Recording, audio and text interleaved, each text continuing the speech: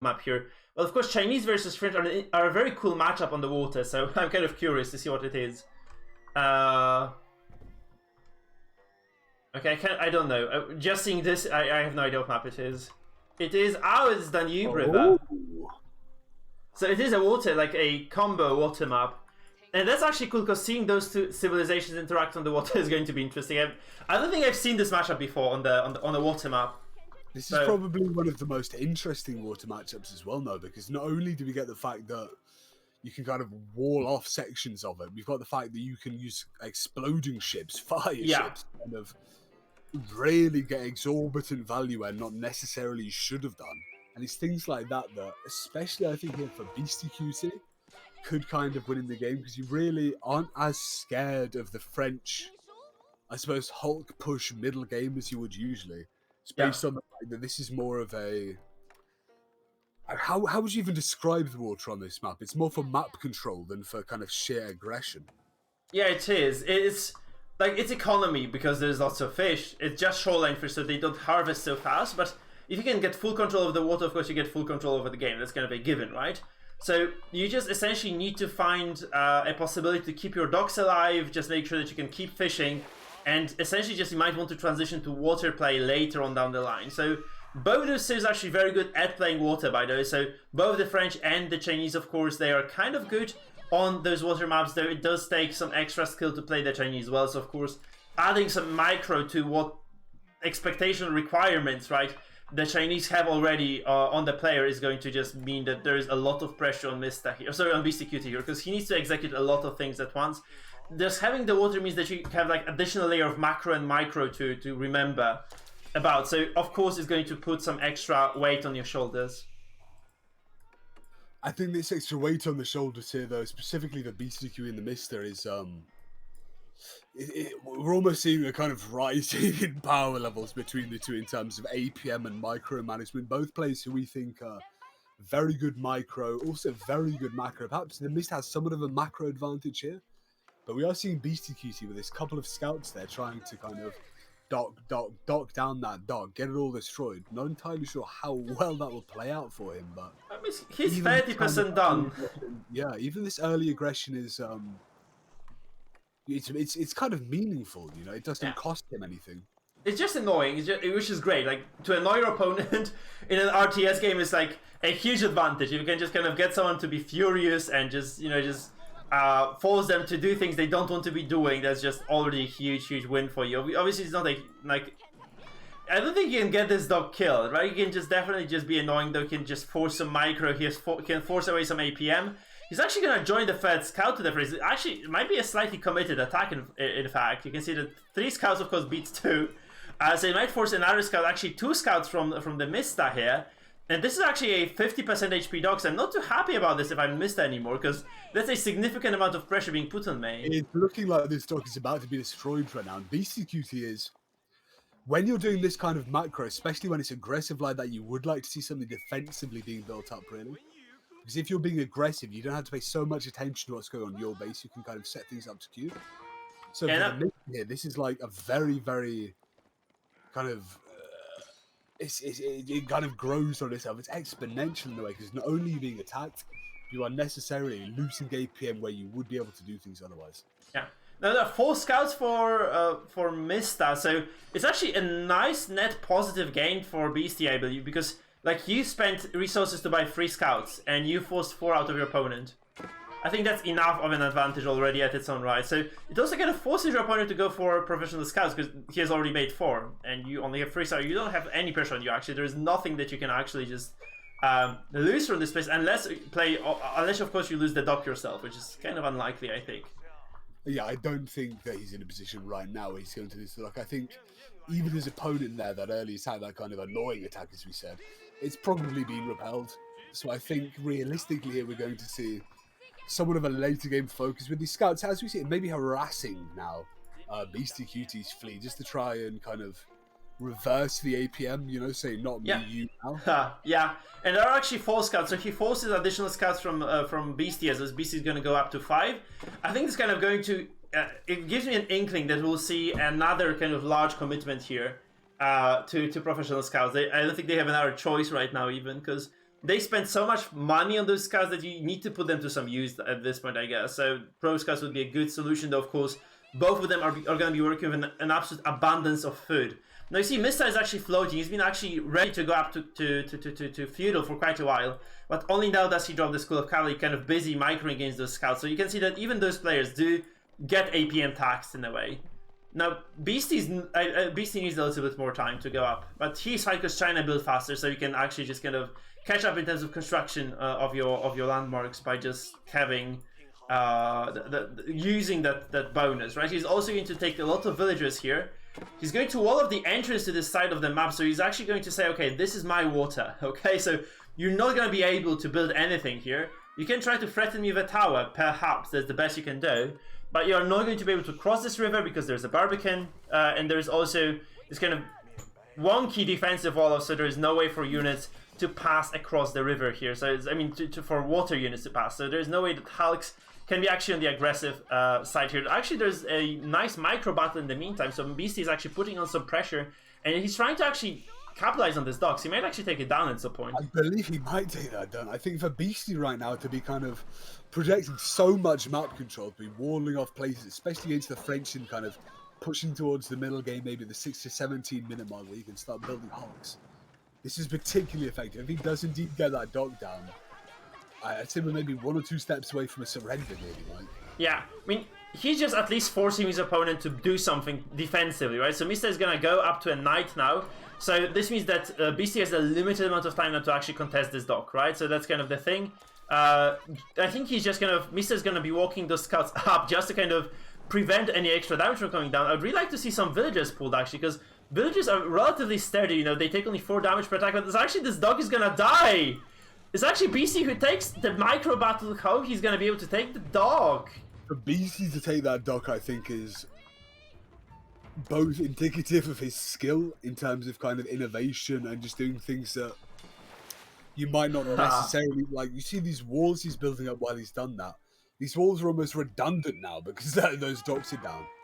Yeah. So I think, what do you want to see here from? Do you want to see Beastie try and push right now, or do you think he's going to leverage this into a much later game advantage? I think this is if you play StarCraft 2, this is like kind of your normal early game for both players, actually. Both Mista and Beastyqt. This is kind of a small trade-off eventually. Like, they traded a lot of resources, but they gained relatively little. Like, it's of course like a small gain for Beastie.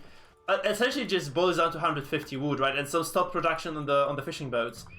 So it's not too terrible. It's like not the end of the world. Like, it's not like it's gonna trigger the end of the game. But what it does trigger, however, of course, is that it pushes your opponent at a back foot to some extent, right? You have an advantage. It's like his ego as well. You agree? It's somewhat a kind of BM nearly. Yeah, absolutely. That does actually just do some mental damage, if you would like to call it that. I think that's kind of the nice way to describe this. And of course, this also means that Beastie has no pressure on himself right now, because he has been able to just kind of, keep the French contained, and no French units aren't. So what the French are gonna do is they're just gonna build some extra towers here, just to threaten those fishing boats. But Beastie can actually just shift the dock over here even, or just essentially even build a wall of over here. And just get a dock here as well that is going to just negate anything that has been down on this side. I really wouldn't mind seeing Beastyqt try and actually push these towers here, trying to kind of gain this middle ground in between the, I suppose, the water legs, we could call them. Yeah. Try and kind of control the middle ground here. And from there, he could really leverage his position to actually push against his opponent's kind of, the core of his base, his heart, really. Yeah. So Beastie goes up to Song Dynasty, which means he can actually produce villages at faster rate. He doesn't need the second TC to do this even, but his opponent is actually going to go up to 2 TC himself.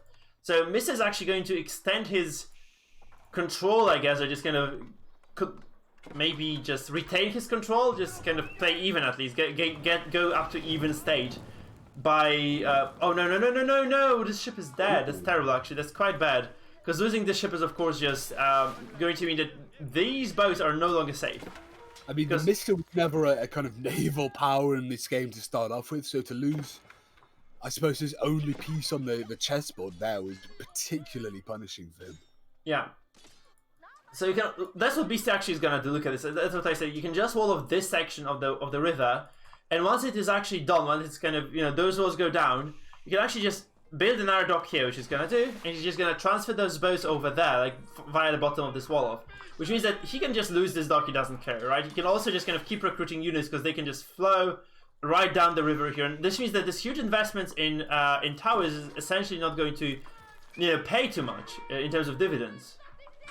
Because it's just, it's free towers, free upgrades. It's quite expensive to do this.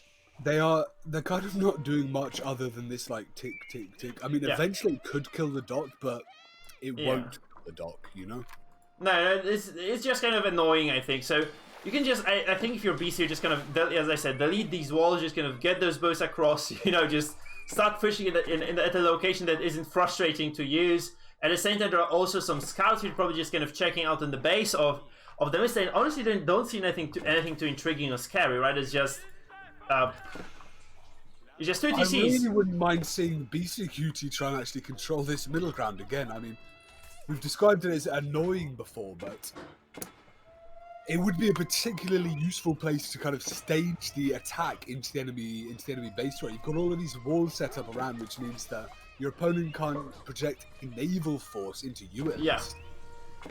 I mean, BC's gonna go up to castle, and I think Mista's gonna go up to 3 TC. He has lots of stone, man. He has lots of stone. That is a lot. But no wood, actually, no wood. So I'm not really sure what he's gonna do with that stone. Maybe he forgot about those villages or something. There's lots of things happening, so maybe he just gonna decide, okay, that's just not gonna be great for me. So I have no idea actually what his plan is right now for the game, but the fact of the matter is Beasty's gonna go up to castle, and he's gonna have this nice eco advantage going forward right now, because he can probably just get some safety, and he has obviously some siege available from this clockwork tower, which acts as like a it's essentially like a siege workshop on steroids, produces like super healthy siege units, which can obviously just take over equal number of fights. Because they're as expensive as normal siege, but they're just way stronger. You can see also there is a single arrow ship, and it does repel the attack, so it's impossible for Mista to construct additional towers here. Of course, like for the English, that's also a somewhat a long-term investment, I think, because this means that you kind of, if you have so many towers, you assume control of the river, so it's kind of the mental play as well. Your opponent knows that he's confined to his own base and his base alone, so it's going to be this kind of additional value, not tangible value that you get from the towers. It's quite interesting that Beastyqt here, playing against the Chinese, he spent quite a lot of his early game effort in walling off the French here, but Mista. But in doing that, he's almost created a redundancy for himself. He needs to then destroy these walls to get through. Yeah. And for a player like Beastyqt, he's someone who has spent all of this effort walling off. He's someone of a wall king, He likes to wall off everything. It perhaps would have behooved him more to be slightly aggressive rather than this incredibly defensive way, because he had particular control over the naval aspects of this map, and he almost threw it away simply because of a couple of towers in the middle and his own. We can see he's got a considerable navy here. He could utilize that into some sort of an offensive push if he was to need to, but I believe he's maybe doing what he, I suppose, does best, really, depending on what we've seen him do before. And this is one of his much later games, right? He's building stone. I think he's going to maybe try and push this into a even 45-minute victory. Yeah, I think we're in for something epic, man. I'm very happy to be here. This is going to be another really cool game. So he's getting stones. He's going to go up to 2 TC now. I think he might even go up to 3 at this point. I guess that's a possibility. He doesn't have the wood, though, so he might just kind of have to get some extra wood before he goes up to that TC. Or he might just go...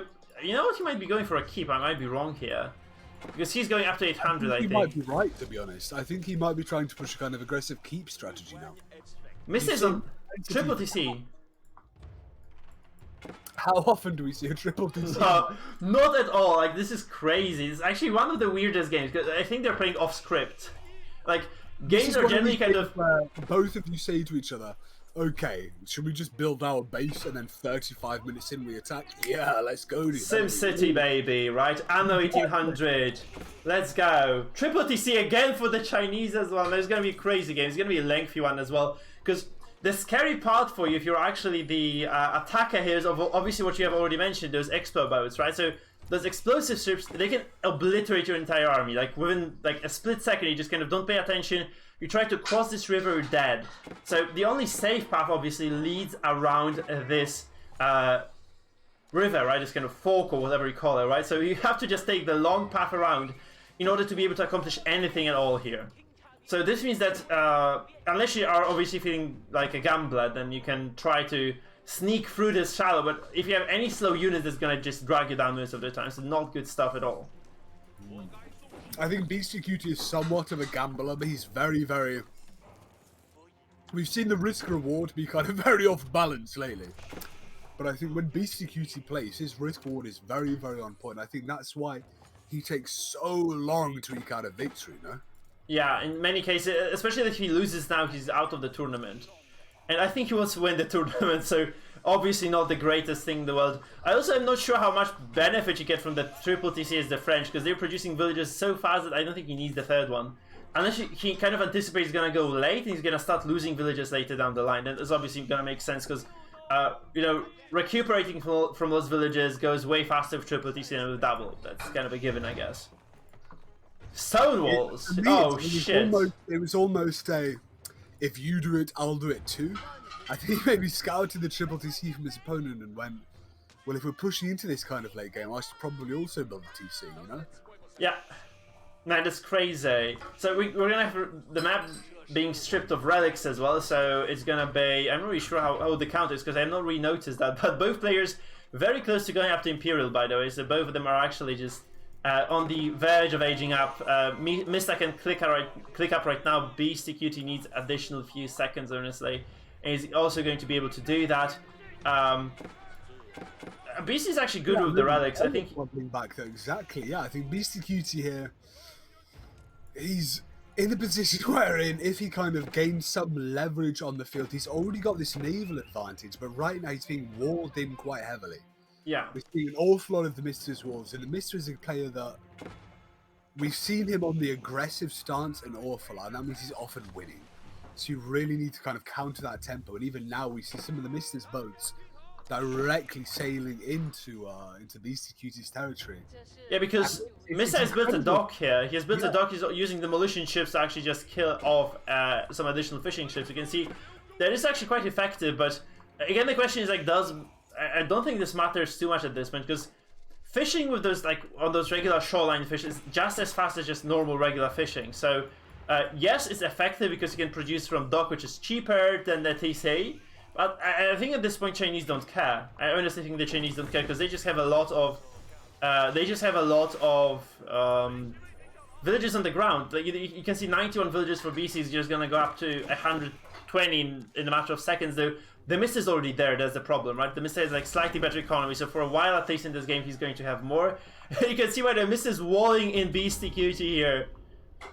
We've kept talking about TheMista's walls here, which is something that we've often seen Beastyqt kind of leverage to great fact, especially on the water early on in this map. But when we're talking about Beastyqt, we're looking at 120 villagers, 18 minutes into the game. Do you indeed think that maybe we could start turning some of those plows into pitchforks, into indeed swords? Yeah, I mean, he's gonna take a while now to... I think the China will ramp up for a while, so... Especially in this kind of macro style that has been chosen by Beasty here. So it's gonna be a slightly delayed thing. By the way, he hasn't taken this relic yet, which is in his base, which is kind of weird, honestly. I'm kind of surprised he's not... You know, he's not actually taken it yet. 19 minutes in, you would have thought he would have taken that, no? Yeah, so that's kind of strange. But this being said, outside of this, it's looking like... You know, university being dropped. It's still kind of the tech up stage, honestly. I think it's just gonna be the tech up stage for now. And... it really depends on TheMista, actually, because TheMista, I think, is in the driver's seat right now. He needs kind of to turn a few knobs, though, to actually get something done. And that's actually quite nice. So he builds those Baochans, and those are not the best ships on the water. Like, they're not really good against any other ships, but what Baochans do very well is actually attacking the ground. You can see how they obliterate units. Those are massive, massive cannonballs. And yes, the English can get a keep here, they can just secure this position, but fighting in several Baochans is going to be relatively challenging, I think. So I think Beasty is going to be able to reclaim this position. The problem for him, though, is that there's actually a sacred site being contested, so we might see a timer. It's actually a good idea to know down when this actually is going to be captured, because he's going to... We've seen TheMista almost colonize the middle ground between the two waterlegs as if it were his own base. Yeah. And this in and of itself acts as a kind of giant wall between him and Beastyqt, let alone the literal walls that both Beastyqt and TheMista have built here. This is something. Have we ever seen this kind of dynamic use of walls before? I don't think we have, Mike. No, I'm not really sure. I think Beastyqt and TheMista kind of evolved the meta of the walling itself, so I'm not really sure. This wall is not finished, by the way, so this is not a kind of successful container. I think this is something that TheMista wanted to do, but he never succeeded, like he must have lost the villagers. But what we are seeing, actually, is that there is a sacred site taken here. There's also an iron being contested here, so at some point, I think we'll see Beastyqt forced to move out. He will have 10 minutes to do this, so he has 10 minutes to decap this, but if he doesn't, he just loses the game straight up.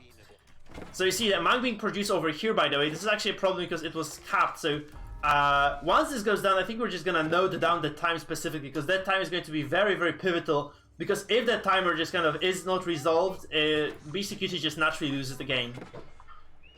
So I agree with you there, Mike. it is gonna be 10 minutes from what seems to be like 21, I think. We're gonna get this at 21:00. Oh, this poor, look at this. She got exploded there. Genocide it is. It's gonna be perfectly 21. Look at this. It's at 31 minutes the game ends if Beastyqt doesn't make the push work here. He's actually doing a lot of work.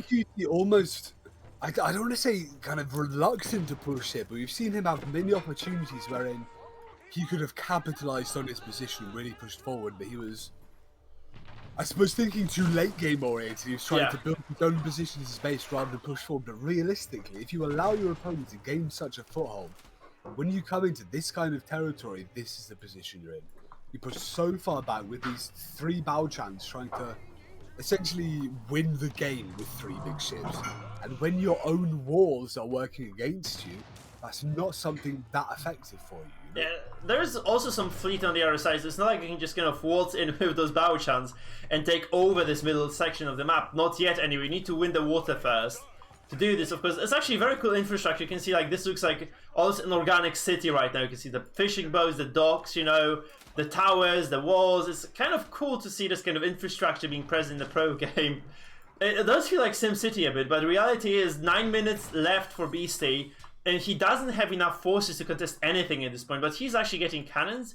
He's getting this elite palace guards. He's getting veteran spearmen. He's going to be ready to push at some point, right? Not yet, perhaps, but he's going to be ready quite soon. He's actually capped, so I think the push is going to come. And this has been also dismantled, so there is no way for a rogue explosive ship to just kind of pop up without Beastyqt knowing about it. So it's not like you are actually not safe to pass this. It's actually kind of fine for you to go through this particular shallow over here. Beastyqt can just do this by walking his units through, and there's no threat of those explosives just kind of taking his win away from him. If he, of course, just manages to win this fight, it's also not going to be easy because there are like 4 culverins here, which are super good against siege, of course.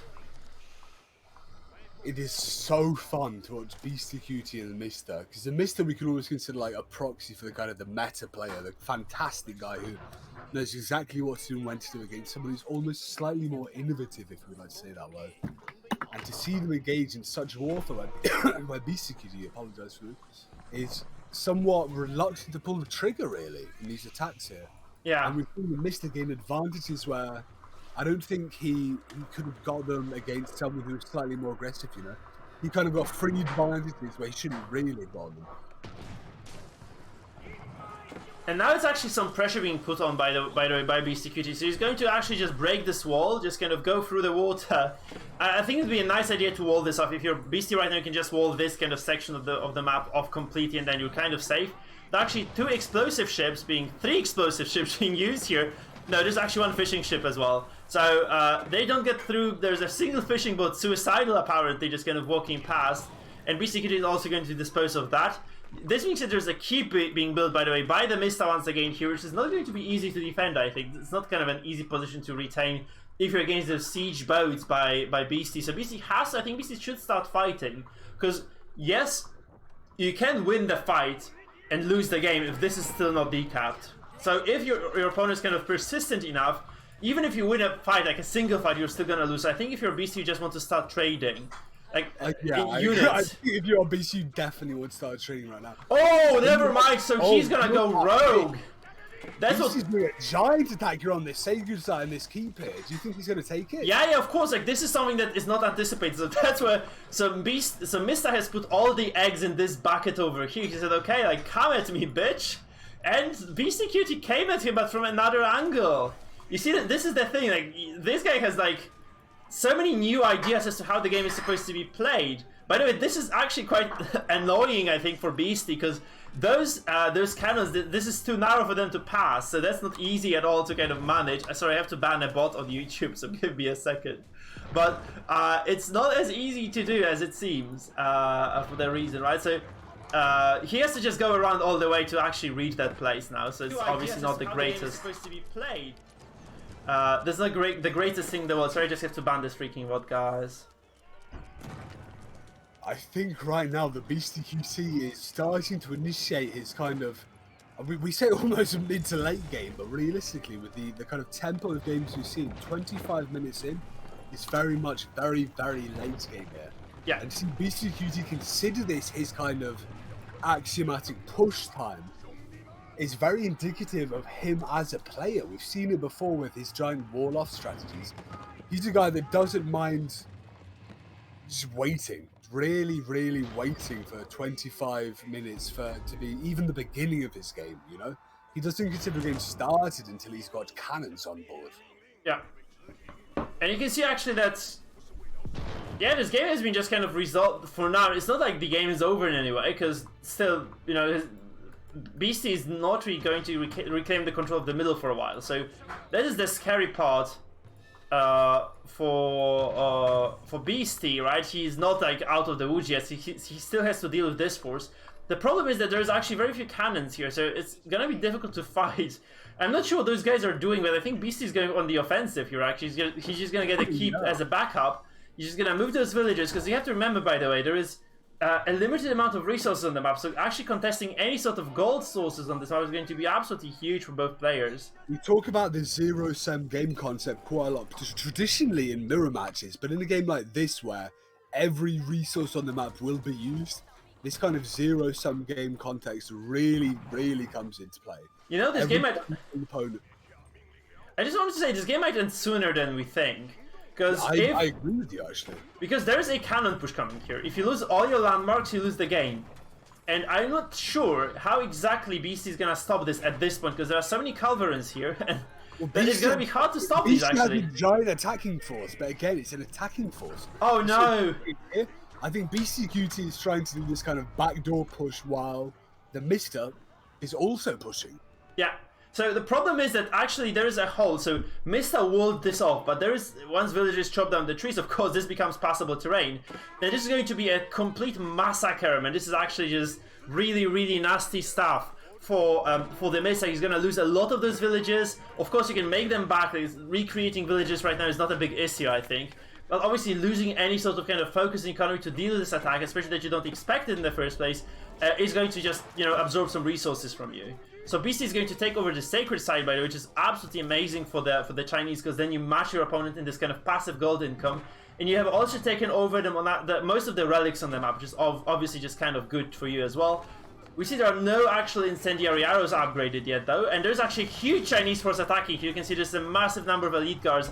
Those are the Chinese men-at-arms, slightly slower than your regular men-at-arms can be, but they're also slightly weaker in terms of HP and damage, but they're also actually super strong in terms of speed. So they have lots of HP, but they do not have that much armor. So defensively speaking, they're not as good as the men-at-arms. Of course, they make short work of spearmen. So you need to create men-at-arms to deal with this, and they should be elite men-at-arms at all if you want to actually win those fights. And those are, you can see how fast they're moving. They actually find another nice engagement here. With those palace guards, actually you can find a lot of possibilities to kind of look for engagements, because they're so fast they can actually get on top of artillery like no other infantry unit in the game. Unbelievable footage, Mike. Mom, get the camera over here. We're pushing deep into 30 minutes. We're seeing cannon battles, the likes of which we've never seen. But exactly, here we go. We're about to see a surrender here, I think, perhaps. No, it's me. I'm just messing with you, mate. I was just trying to take a screenshot for a thumbnail later.